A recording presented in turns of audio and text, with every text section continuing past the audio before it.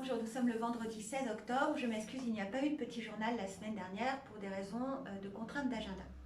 Je reviens vers vous pour vous parler avant tout du Covid-19. Vous avez suivi l'actualité nationale.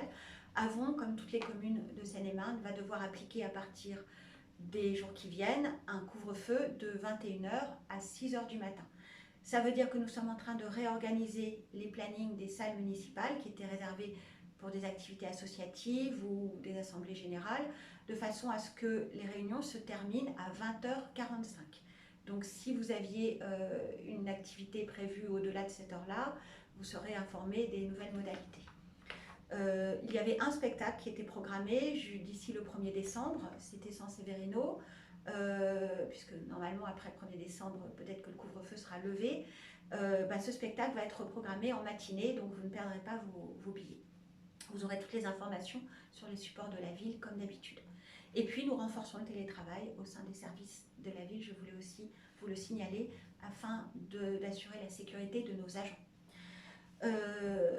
Vous parlez des chantiers citoyens, rapidement, ces chantiers citoyens qui permettent aux jeunes de 16 à 22 ans, pendant les vacances, contre une rétribution de 300 € par semaine, de participer à des tâches d'intérêt général. Ça marche très très bien. Désolée pour les jeunes abonnés qui n'ont pas pu être retenus. Retentez votre chance lors des prochaines vacances. Ça devrait être vacances de février. Sur les 2 semaines des vacances de la Toussaint, nos jeunes vont participer à la création de décorations de Noël en bois, que vous verrez sur nos parterres, et puis également aider les services de la bibliothèque pour ce qu'on appelle le désherbage, c'est-à-dire le tri, le nettoyage, l'élimination de certaines collections, des livres de la médiathèque en vue de l'installation de la médiathèque dans les nouveaux locaux au printemps. Sur la question de la santé, vous savez que nous avons un partenariat réservé aux Avonnais avec Groupama pour une mutuelle santé à des tarifs très bas et sans condition d'âge.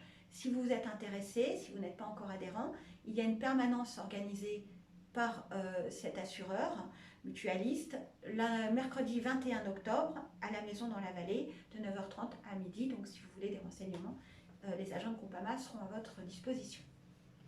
Et puis vous parlez, pour terminer, des anniversaires autour du général de Gaulle, car cette année 2020 est un anniversaire gaullien à 3 titres. D'abord, nous fêtons les 130 ans de la naissance du général, nous fêtons les 80 ans de l'appel de juin 40 et nous fêtons les 50 ans de son décès en 1970. Donc Avon va célébrer le général, cette grande figure de notre histoire française, à travers une exposition. Donc ça sera du 8 au 22 novembre. Il y aura une exposition sur De Gaulle à la Maison dans la Vallée durant cette période. L'inauguration aura lieu le 8 novembre. Il y aura des conférences, en particulier une conférence faite par le député de Seine-et-Marne, Jean-Louis Thiriot, qui a fait un livre consacré à De Gaulle.